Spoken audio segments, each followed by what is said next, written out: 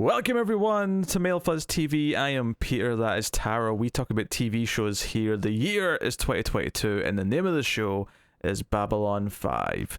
This is season 5, episode 10. It's called A Tragedy of Telepaths. So full spoilers for the episode, as always.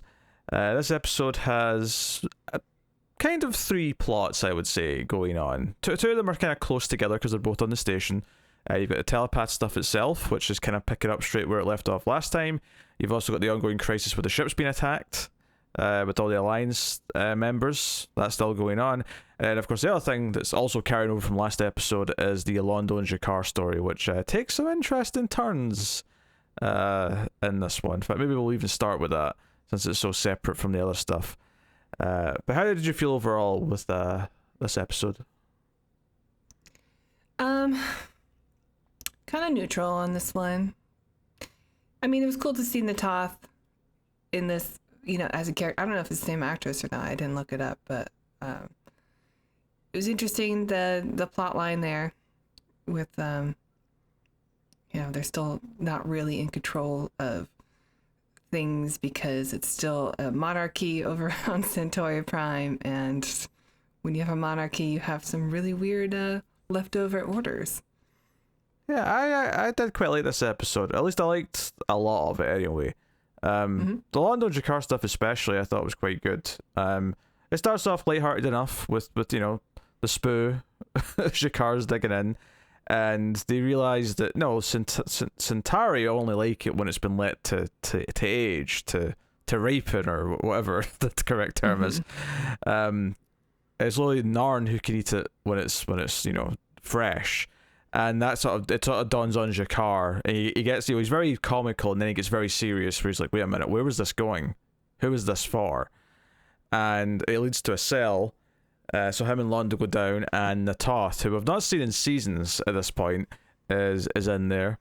And Jakar's obviously very upset, demands that Londo do something about it. Londo explains that, he didn't know she was here, and that this is probably just a case of, it was forgotten that she was even here. The Emperor put her here, and he never, did anything or ordered her to be killed or ordered her to be let go. And it's just kind of this, ongoing thing. I particularly enjoyed, he tells this story of when he was a child, and he saw this guard standing outside in this one particular spot, but it didn't really make any sense, because he couldn't figure out what he was guarding. And he asked around, and no one knew. No one knew what this guy, not even this particular guy, just... There's always a guard there. What is the purpose of it? And no one really knew, but it was just kind of in the schedule. There was always someone to be there. And it turned out that about 200 years prior, it was the daughter of the Emperor who wanted a guard to stand guard the first flower coming up through the snow after winter. And it was just never rescinded. So there's just, for 200 years, there's been a guard standing out there every day for no reason. It's been completely worthless. I kind of like that story because it kind of felt like a metaphor for some of our old traditions and how we don't really remember why we do some of them anymore, and how their actual purpose is gone, and how some things that are quite bad are done, or because of tradition, but we don't even remember what the point was in the first place. I kind of like that story. It kind of fit into the whole monarchy and the history of Centauri that Londo sort of talked about ever since the start of the show. I enjoyed it too. Plus, you got Peter Jurassic telling the story, so it's always going to sound good. Yeah, he's good at telling stories. He's got a lot of good little moments in this one actually, because obviously there's okay, we'll help her get out, but we can't I can't change the ruling because it was the Emperor that did this. Until I'm Emperor, I can't just write this off and say let her go. So they come up with a scheme. He helps Jakar sneak her out by get her to dress up as a Centauri, which the I don't know what her role is, chambermaid or whoever she is, doesn't even question when Londo starts asking her to take off her clothes, and she's expecting it to go further, right? He's going to want a sexual act, and he's like, oh, just leave, I need to borrow your clothes. And she comes out with, oh yes, Emperor Cartesia used to play this game with me too. And it's like, oh, did he? Oh, very good. Yeah. So, obviously there's some fun parts to it. Londo pretending to be drunk and pretending he's talking to Centauri before they get through.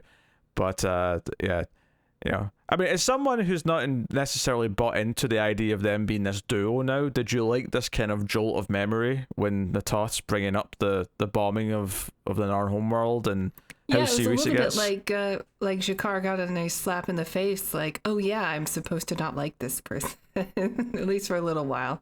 So I'm glad that Londo was there to be able to help him, you know, and her escape, so that he has some sort of redemption.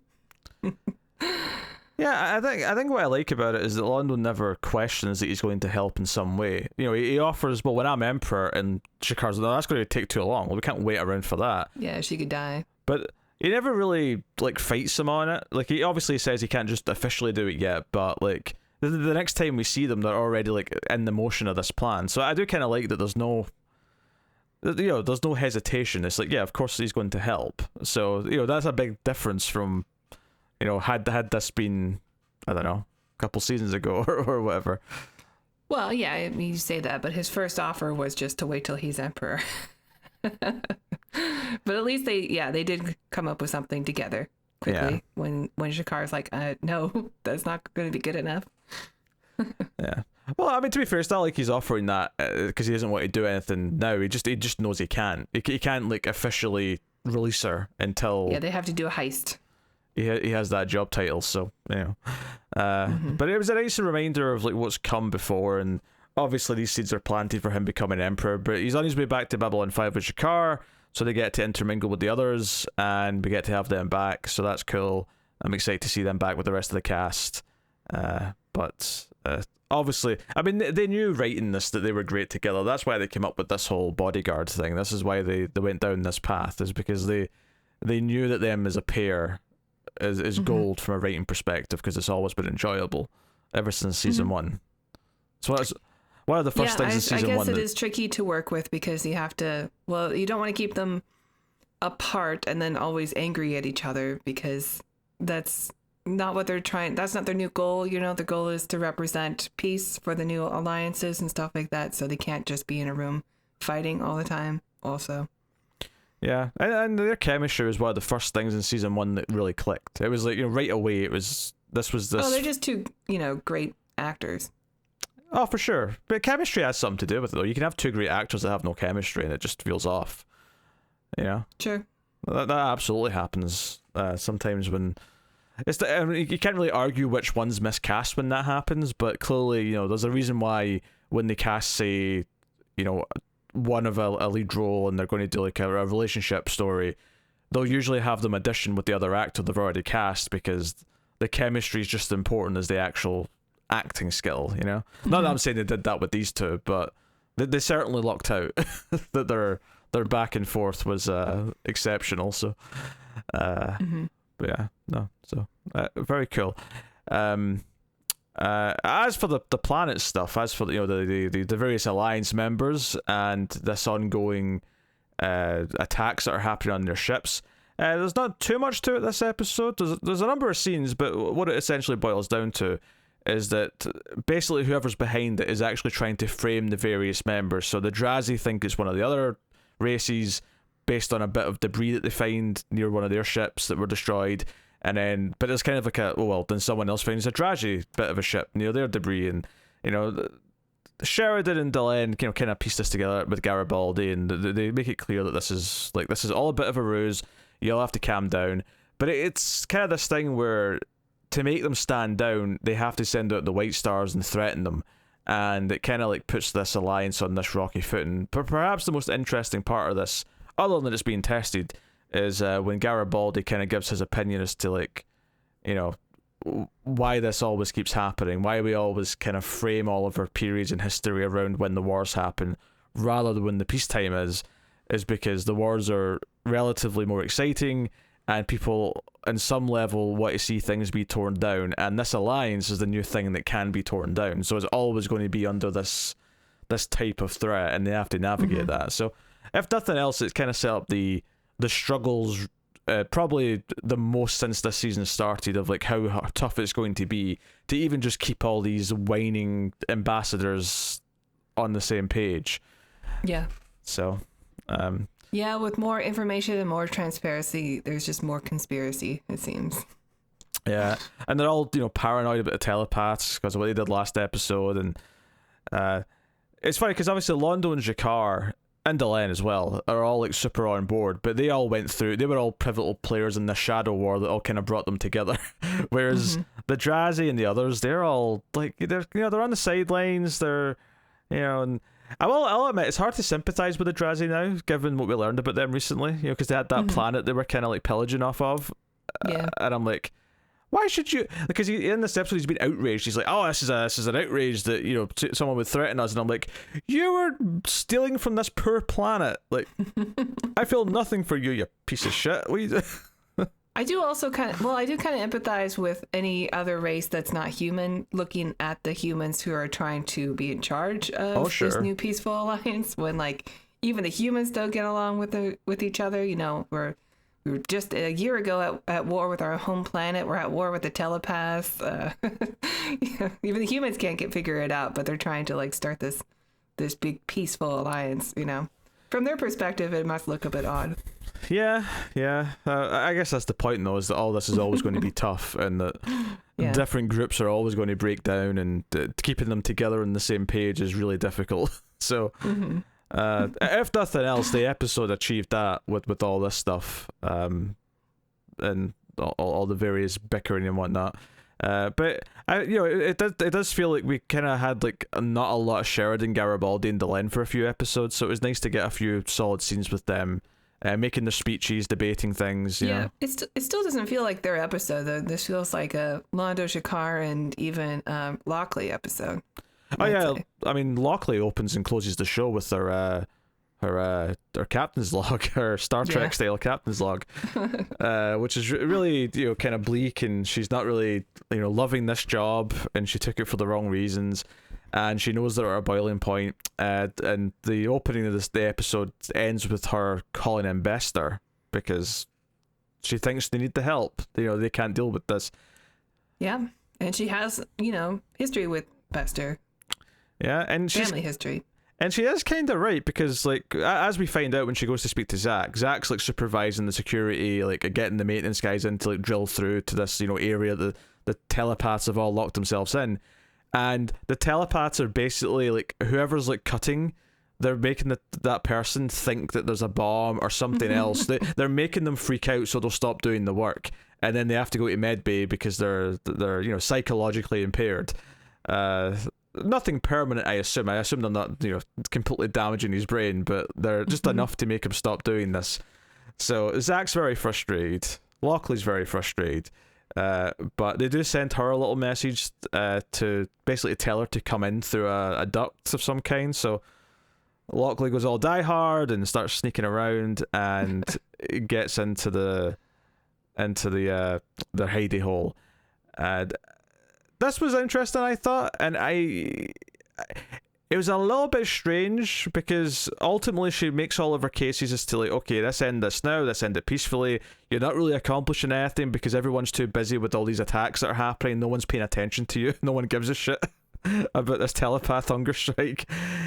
And Byron basically just kind of says, "Nah, like we're not going to leave." Like, and she's like, "Well, why did you ask me to come in here if you didn't want to negotiate or talk about like how we end this?" And he just kind of says, "Oh, because you weren't always in support of us, but you've always been fair, and I think that's worth merit." And I'm like, sure, there's other people that have been more nice to you than Lockley that you'd have probably rather have said goodbye to. I guess he's hoping because he can't reach Sheridan because he's really busy with all this stuff. Then this is his lifeline. He's like, so if he can make her feel guilty about what's going to happen to them, then that's their best shot. Yeah, I noticed that she doesn't mention she's called in Bester by this point. She says it's going to get bad. She says that it might end in bloodshed. And I think that's the other effective thing. I don't think Byron's going to make it. No, because he was saying even here that he doesn't think he's going to see her again. That, I guess I would also compliment the episode in saying that it did kind of feel like it built, because it ends in this cliffhanger with Lockley going back to bed saying, tomorrow's when the bloodshed probably starts, and it did make me feel throughout the episode that it's building up to like, oh, this may be a massacre when they have to like fight their way in there. So many long-haired people not going to make it.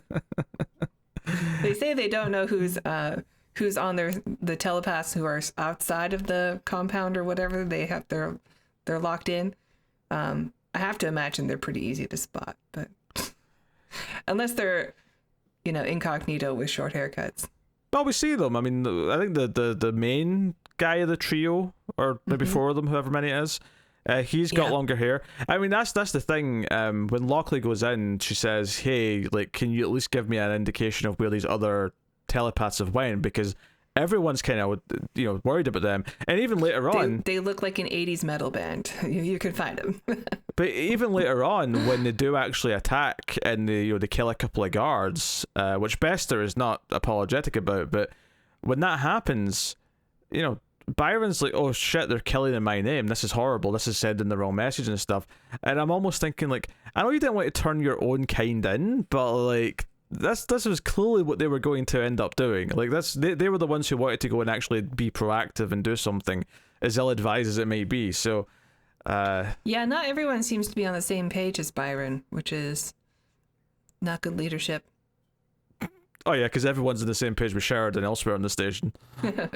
Well, I just mean, like, they all have this big plan, but they all they so are ready to break the peace and just start fighting.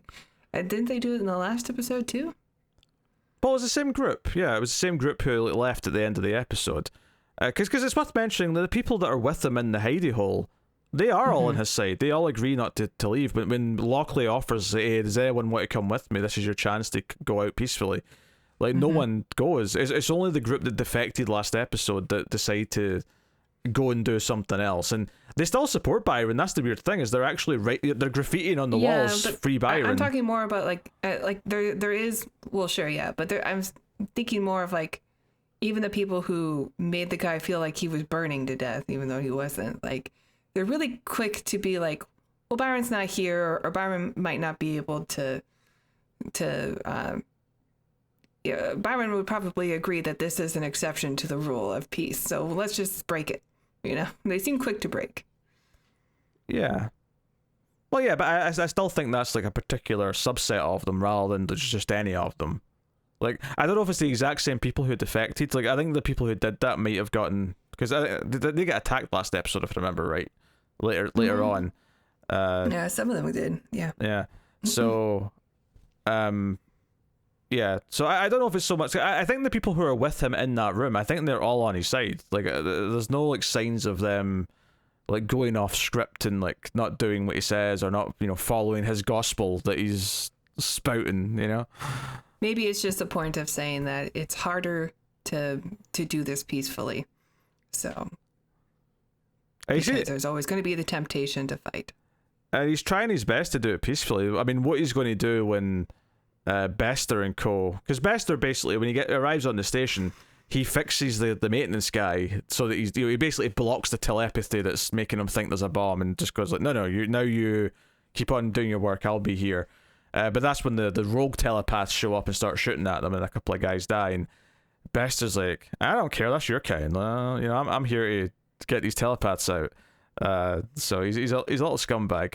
Bester's such an interesting character in this series, just because like every time they paint him as a bad guy, but then ultimately Babylon 5 needs him for something, and they need him, and he ends up doing something good for them. It seems nefarious, but like, I don't know anymore. Well, he's always he's flip-flopped so much. Yeah, but he's always got these like end games in mind that seem like for his own interest and not for the interest of everyone.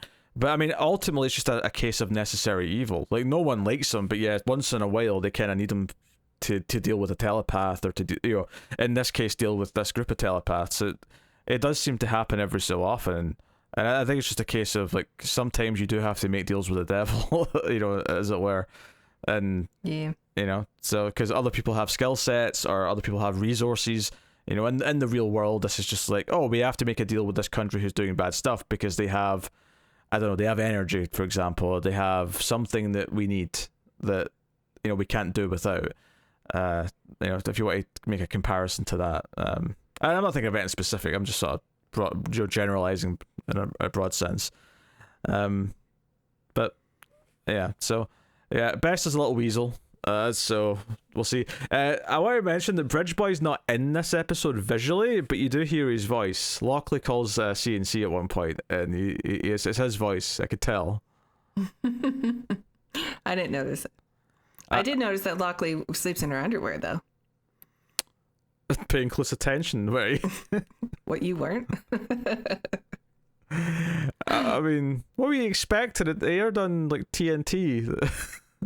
Well, I mean, Ivanova had like a nightie or something on. Okay. Well, Lockley's more hardcore. She's got the alien style, like, you know. Yeah, she's underwear. Always ready. Yeah. The colonial marine style, like when they wake up in the cryo sleep. Is that type of underwear she's got on? Well, except she had like a shirt of some type on.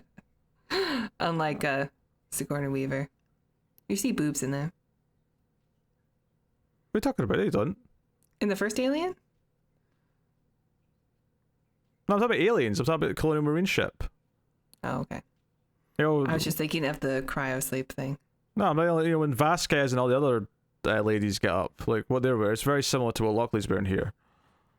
Yeah, it looks like she could go work out in it. Yeah, it looks like workout gear almost, yeah. Mm-hmm. But yeah, it's all just because it's part of her morning routine. Like she's like grabbing a bite of breakfast, and she's like throwing her jacket on and going out the door, and you know, it's just like talking about how, you know, how much of a mistake it probably was to take this job, and that doing it as a favor for Sheridan was probably a bad idea. I do appreciate that they keep, you know, hammering home this idea that the first big decision she ever made as captain was overridden by Sheridan immediately. Yeah. You know, she brings it up again in the narration, so I kind of appreciate that. So, you know, I like that they're not. The show is quite good at not letting things like that just sort of be forgotten. Like, you know, they will come up again. They will affect character motivation or character decisions later, or might outright just lead to conflict later if that's where it's going. I don't think it will in this case. I think it's been an interesting point to play with, though, that she feels undermined and that she can't be an effective captain as a result. You know? Yeah, I've been looking forward to getting more Lockley stuff, character stuff. So it was nice that she had. This is mostly her episode, I think. Yeah. Well, she starts and ends it, so yeah, it does feel bookended at the very least with her. It feels like her episode, yeah. Yeah. But I do like it ends on this somber note of like she's going to get one last night of sleep before the real bad stuff starts. So it feels like we're heading to something of a mid-season style finale, perhaps, with the next one or two. So we'll see how that goes. I know that we're not too far away from slotting in one of the TV movies. I have to go double check when they're going to pop in the air date order. But those, I know they're coming up in the double digits of the episodes. So now that we're on 10, I'm going to have to go check when they are. Yeah. Now you gotta be mindful of that. Yeah, but yeah. So those will be coming soonish. But yeah, I think this episode is, I think, one of the stronger episodes we've had this season, and probably this little plot that we've had now that the telepath stuff's really getting going, and the Londo and Jakar stuff's kind of doing its own interesting thing on Centauri Prime.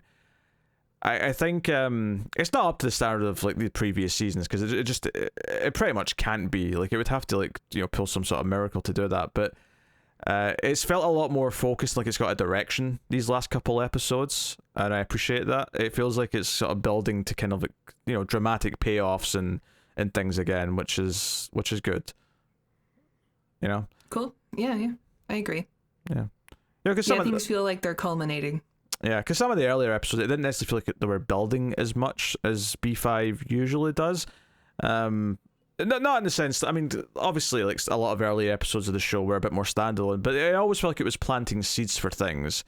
Whereas, you know, it kind of devolved a little bit into just, like, you know, kind of odd, sappy romance with Byron and Lita, and, you know, other things like that.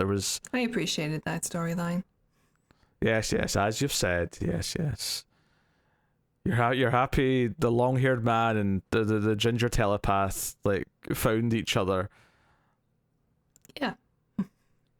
And the what's wrong with that? Cold. It was a little something for the ladies, I guess. Dark deepness of space. They found each other. Like ships in the night. I'm not immune to a little bit of a romance story. Okay. I can be into a romance story. I just need to feel it a bit more, I guess. I'm sorry, was this not up to the Ivanova and Cole saga? Ew. Hey, Sheridan. Never say his name. Hey, Sheridan and Delenn were a solid romantic long-term story. Yeah, this is like the the Steve Carell and Amy, well, whatever, the love story that happened after Pam and Jim in the office. I can't remember her name either. It's bugging me, but yeah, whatever. The actress' name is Amy something. But anyway, you know what I mean. Yeah. That's a bit of a stretch, especially since I'm pretty sure Byron's going to lead to a tragic demise in the not too distant future. He's probably going to be a martyr for the telepaths, and we'll see where that leads. The Jan storyline was pretty tragic, though. Yeah. Well, it does beg the question, though. If Byron does die, like, how many of these telepaths who are following his word, like, what do they do when he's not there to, like, kind of, like, enforce the peace, effectively? Yeah, he might be... He's going to be a martyr, right? He's going to die, and then everyone's going to want to follow his message, his teaching. You would think, or maybe they get angry and say, his way didn't work. We have to, like, fight in his honor because they killed him. Yeah. Maybe. Do we get Alita versus Bester, like, mind battle next episode? Because she's a lot more powerful than she's supposed to be. So that's true. I would like to see that showdown. I could see potential there. There's things happening. But anywho, it's a pretty good episode, I would say. And I'm looking forward to seeing how this kind of like mid-season story wraps up soon. So let us know what you thought of the episode in the comments below. Like, subscribe, ding the bell for notifications and all that stuff. You can, of course, get us on the Twitters at @mail_Fuzz for channel updates. And, of course, if you want to support all the content in the show, you can hit the super thanks button, or you can go elsewhere, can't they, Tara? That's right. If you guys enjoy our reviews, please check out our Patreon page. It's patreon.com/MildFuzzTV, where if you donate as low as $5 per month, you'll get access to these reviews early, and you'll get some other bonus stuff for $3 and other tiers. Thank you. Okay, thank you very much, Tara. You're welcome.